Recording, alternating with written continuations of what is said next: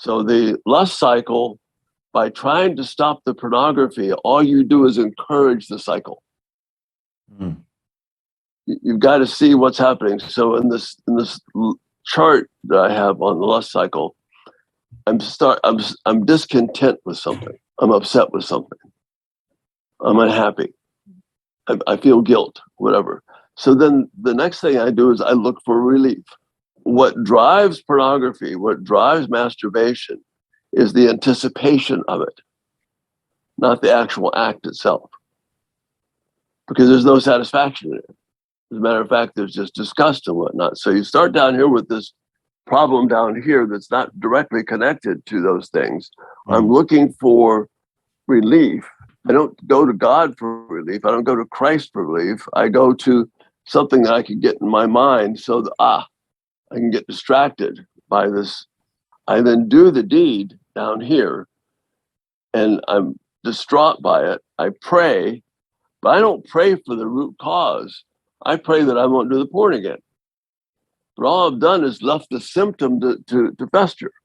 So it's the prayer in that sense is kind of like taking a pain reliever, an aspirin or Advil for an infection. You might stop the pain for a minute, but if you don't kill the infection, it's just going to keep on growing.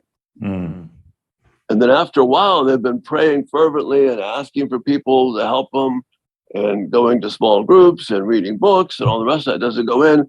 Then their faith begins to really weaken. They doubt God, and then that sets them up for more crap, more stuff.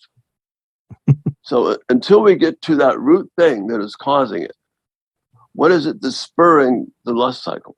So their prayers need to be directed to where is driving it. So they're feeling inadequate, they're feeling guilty, they're upset with this thing. And until they begin to address that root cause, it'll just keep on coming back and hounding them. Just a reminder that God does have us figured out. You know, He knows how our hearts work, and He's given us what we need in order to address hearts.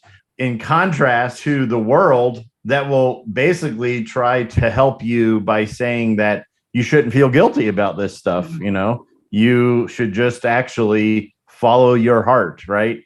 And it's just some kind of way you were raised or whatever. And hey, those feelings you have in your heart, they're not wrong, they're not bad. So you should just stop feeling guilty about them. We keep lowering the bar in terms of what's acceptable. You know, the 50s and 60s, a lot of pornography would be described as partial nudity. And of course, we didn't stop there. Right. We keep on lowering the bar. So in terms of, you know, we focus on the particular act instead of the issue of what's really being addressed in the heart. They want to be done with pornography, but the problem with pornography is that, you know, just unpacking pornography, what are you doing? You're making an object out of women for your own particular pleasure. Right. You are participating in the murder of women. You are promoting trafficking.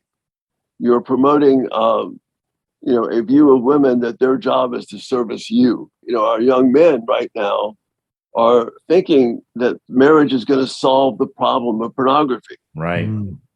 All marriage will do is increase the problem of pornography. Right. Mark, you said I was supposed to do this, so I'll do it. Biblical sexuality, which I address here in the little book on, you know, sex and marriage. Biblical sexuality is about giving. It's not about getting. The reason why we've got to contain sex to marriage is that what ultimately needs to be driving our sexual actions is the desire to give the gift of Christ to my wife. But nobody's talking about that.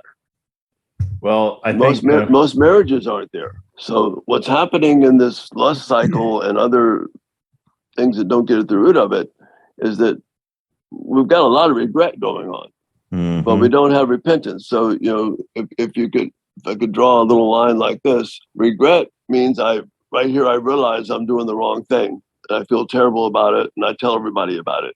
Repentance means I'm going the other way. It's a 180, you know, the Greek term metanoia. So I'm going this way. these kinds of cycles of lust and dealing with them, they produce a lot of regret. But then, as you mentioned, we become hardened to those things. Mm. For 1 Corinthians 7, repentance leads to life. Yep. And real freedom. Yep. And so that's both in the life to come, but it's also real life right now.